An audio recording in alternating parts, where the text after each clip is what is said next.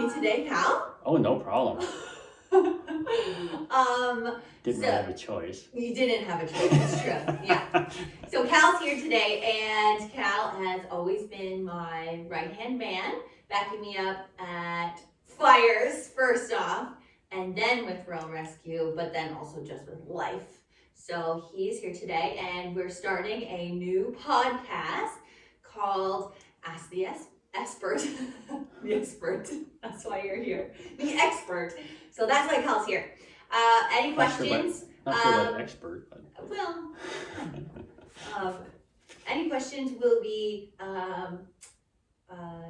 R-rated, so watch your ears. But yeah, we're just gonna have fun with it and try to get some real life experience, what it's like to be out there. So yeah, Cal is a firefighter. He's a full-time firefighter. He was a volunteer firefighter before that, and he has been a first aid instructor for about a year, but helping out way before that. So he has a lot of background, and yeah, so today we're just gonna ask him some questions and see how it goes. It's the first one, so might as well try it out. I don't know what these questions are either, so everybody be prepared. Be prepared. So, Cal, first off, how long have you been a firefighter for? I was like over 20 years, 6 years roughly in volunteer, and over 15 with Mississauga. Amazing. Yeah, Very cool. It's like a lifetime. That is a lifetime. You're supposed to have like awards already. Like, I don't want no awards. I'm gonna sign you up for that shit. Yeah. My retired captain, Robert Kirkpatrick, he has The beast. The beast. He has, how many awards does Bob have? Oh, so many you can hardly stand up. Yeah, he's not like this. He's so heavy. He's sideways. I'm doing sideways. But yeah, he's got everything. Basically, he's just missing. What's the biggest award you can get from like the Governor General? I don't know. Basically, being knighted in Canada, but not going to the Queen. Then we'd have to call him Sir Robert. Holy shit, he would love that. I would love that. But yeah, so we call that the pizza box. Just what he's wearing in his uniform. So we need to get you some pizza box because you deserve it. Thanks. That would be epic. Yeah, we'll get on that. Amazing. So 20 years of being a firefighter. Now, on your like in a typical week of being a firefighter, how many times do you actually have to point at things? Because I know firefighters do that like a lot. So well, on average, it's directly in correlation with how many pedestrians or civilians are watching us. Okay. But usually a lot. A lot. There's, a lot of stuff needs pointed at. Yeah, it's true. So I don't even have a number for you. Okay, but a lot. More than 10. Okay, more than 10. Did you have to practice that before you got hired? Well, it's part of our training. Like we're in training for 3 months, and probably about 60% of that is pointing. Yeah. With the radio sometimes, you use the antenna of the radio, because that's, Okay, I love that. Good. Okay, good to know. So if you're trying to become full-time, write that shit down. Pointing, man. Good to know. Yeah. Good to know. Amazing. What made you switch from, so you are before you were a firefighter, tell us what you were doing full-time. I was a journeyman carpenter, self-employed, so just building shit. Oh, can we say shit on here? Yes. Woo. We can even say Building shit. Fuck. Oh. Don't say it. Building shit. Amazing. Yeah, like building houses, garage renovations, Yes. cabinets, whatever. And you are it's all called Red Seal. What's above that? You've got something bigger. No, I'm a than Red that. Seal. You're a Red Seal, but then you have additional certifications. No, I have my licensed carpenter and my Red Seal. So Red Seal makes it, my CFQ for Ontario makes my license valid in Ontario, and Red Seal makes it valid for all of Canada. Oh, very cool. Amazing. And you even traveled to Japan? Japan to do that? That's That incredible. was cool, yeah. That's so cool. Should have stayed there. You should have stayed there. How long were you there for? Tell us about that. Like just about a month. Yeah. So I worked for a cabinet shop, and we built 3 kitchens here and then shipped them over, and a bunch of guys went before me and started framing the houses, and then I went over and helped them finish framing the houses, and I installed the kitchens. Crazy. And then come back. Yeah, it was amazing. Did they want to keep you? Yeah, You had children to come back to, did you? I did. I should have brought them with me. You should have. Just one or two, Maybe 2. maybe 4. Just one. Just Emilia. Yeah. She's the pretty one. And Logan. Yeah. Good. Amazing. That's so cool. Yeah, one day you'll have to take us back there. Oh shit, yeah. Yeah, that'd be so incredible. Yeah, that'd be I'd love to amazing. see it. We'd How's probably the food? stay though. Yeah, well, yeah. Anyway, We'll tricky. still be fun. Still be fun. Awesome. And so what made you, did you become a volunteer firefighter obviously while you were contracting? I did. You did? Yeah, and then I really enjoyed that aspect, and I was always like helping people. No, But for yeah, sure. like that aspect of it, of firefighting, and I just got more interested and took more training. And then I realized that I'm just going to work myself right to death as a carpenter. Fair. And I started applying full time and got hired in Mississauga. Amazing. Yeah, Very and it's cool. good because I still do carpentry on the side, Okay, so you still have time mainly to. for Savannah, but that's... Yeah, well, needy AF, right? So But yeah, it's cool. good. Lots of time to do that. So how long did you were on volunteer for? Sorry, how many years again? Just about 6, yeah, 6 over years. 5, between 5 and 6. And then like halfway through that, you're like, this is it. It was like, yeah, like halfway through I started taking more training courses at the fire college, and then I got certified as a training instructor or training officer for Lesherton, and then I started applying. I had to build up my credentials first before I could apply. Okay. Then I started applying and got hired. Very cool. Yeah. Did you apply to more places than just where you're Yeah, at now? Toronto, North Bay, Guelph, Alberta. Oh, not Alberta. Alberta, all of Alberta. Calgary, I mean. Yes. Alberta, I just yeah. applied to It's- Alberta. It's one fire department. Yeah, I'm just flying to Canada. Right? Yeah, and then I only made it to the interview stage with Mississauga, and then they hired me. Very cool. Amazing.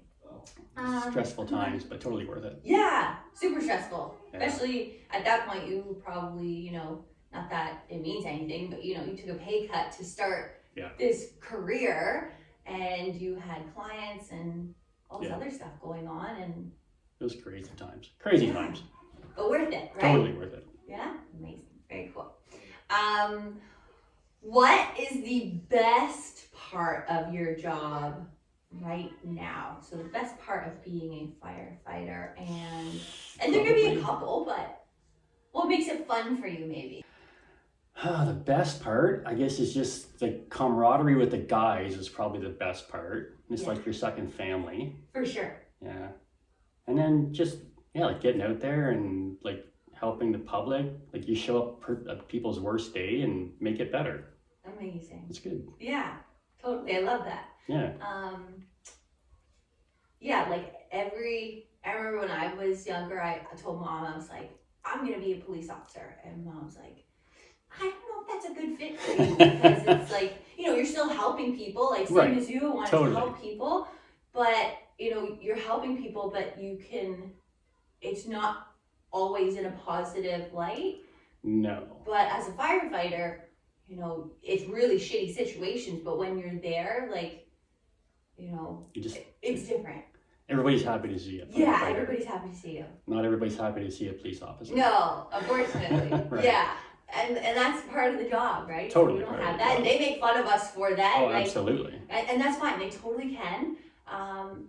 So yeah, totally. I get that. It's just about, like seeing those people, helping them. And Yeah. even though like, we can get bored with medical calls, it's still not bored, but like, Yeah, yeah. repetitive. if Yeah, that's the right repetitive is a good word. Which is good though, like, because repetitive also makes you better at something. Yeah, you're only going to get better at it if you Right. do it. Awesome. And you're just there to make things better, that's all. Yeah, that's it. Yeah, you're not making it worse. We always make it a little bit better Right. for a shitty situation. Very cool. I love that. Same. Here to help. Make it a little bit better. Oh, this is a great one. Totally relating. Oh man. Who would you let punch you directly in the face? Anyone you could name, who would that be? That's a good question. Yeah, like there's a lot of people that, well, I think I wouldn't want anybody, but like there's gotta be No, someone. I'd probably pick a baby. Yeah, I like that. Yeah. Not likely, no, she's too strong. She's too strong. Scarlett's got too much weight behind Scarlett's her. got too much weight behind Yeah. her. Ella probably would work. Ella, hey, she'd Because she'd try to swing and she'd fall over. She would fall over. Yeah. Scarlett and Ella are Cal's granddaughters, and you guys know Lakeland. You will meet the other girls one day too. They're a blast.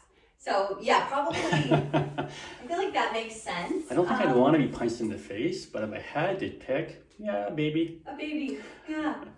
They, you know what? We deserve it probably from them. So Oh that's yeah, fair. absolutely. Yeah, Okay, I like that. Yeah, I don't know who I would pick. It may be like would I say a famous person? But I'm not that obsessed with famous people. Right? I don't know. I don't think I'd let a famous person touch me, let alone punch me. You can't maybe. Yeah. Maybe my mom. I wouldn't let Gigi punch me. Yeah, she's fucking aggressive, she would wind up. Definitely not your grandma. No. Maybe Danielle, she's like puny. Yeah, probably my cousin. Yeah, I like that. Okay, good. So we're gonna write those down, and then maybe one time we'll reincarnate that, all of that, the babies and Danielle. Same thing. Amazing. Can you, so first off, do you enjoy medical calls as a full-time firefighter? That's like probably 75% of our call volume would be medicals, you think? Probably yes and no.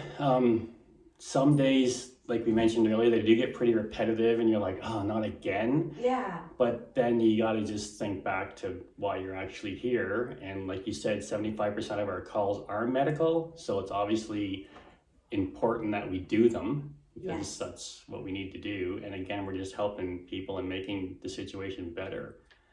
But I wouldn't say I enjoy them. That's fair. Yeah. You don't have to love them. Yeah. Right? Is it, so just for people that don't know the background, like why do we, so if someone calls 911, they have shortness of breath, it's a tiered medical system, but why do we send the fire truck first? Like just for people there's only, like I think in Peel, I'm not sure the exact numbers, but we outnumber the paramedics in the ambulance. And we're strategically placed around the city that we can be at your house in under 3 minutes, where the ambulance cannot always do that. And we carry enough equipment on our truck for like life-threatening situations, defibs and what have you, CPR if we need it. So I think it's just that we can get there quicker than the paramedics to start first aid right away, and then we're there to assist the paramedics when they get there because they are the higher medical authority, obviously. Right, try to help them out. Mm-hmm. And yeah, and then and just to have that like presence or to take over, right? So because yes, people might have first aid training, which is incredible. Right. Like that's the way we're gonna save a life is, having a civilian help out and then we get there. Absolutely. But just to take over, bring the defibs and relieve that person. Right, because they're stressed to the max. It might be their first time, and it might be our 1000th time. Totally. Not that it's any different, but we're just more used to it. Unfortunately. No, absolutely. It's not our emergency as firefighters. It's our job. So we're We didn't cause the problem. We're there just to help. To help make things better. Yeah. So and that's one good point too. When we do get there and there's somebody doing first aid, we check on them as well because it could be extremely stressful for them at that time. Yes. Yeah, for sure. Yeah, so basically you're treating the patient, but then you're also treating, bystanders. Yeah, who at least monitoring. Yeah, because they can. Yeah, that's amazing. I love that. And so this question, it can be a funny call, it can be a not funny call. We don't want to dig too deep or anything, but like, what's a medical call that was memorable to you? We hate, as firefighters, we hate the question of like, what's the worst thing you've ever seen? Like, we don't want to go there because that's... Don't want to remember that again. Yeah, like you just don't want to bring it up. But like something memorable that you did at a medical call, for me, there's a lot, so I don't even know if I would be able to pick one. Well, they blur together a little bit too. Yeah. A little bit. Not like some of the ones that stand out don't, but... No, they're like, so some, like a bad call would be like probably pretty like visible in your head, but then the other calls, you can't separate them, The right? not that there's ever a routine call, but the routine calls Yeah. sort of They all blend. kind of go A memorable one? Yeah. I'm trying to think of one too. For me, that's this question, but I don't have Right? my own That's answer. a good question. Yeah. I know. That's the one I don't want to talk about, James, but thanks. Thanks, James. So James is in the background, and he just said to me, "In the foot." So it's well, it is kind of funny, but it's not funny because it's a kid. But maybe briefly, can you? All right, we had a call and it came in. I don't even know what the update was. Something about an injured foot. I'm gonna cry. Oh, I'm sorry, gal.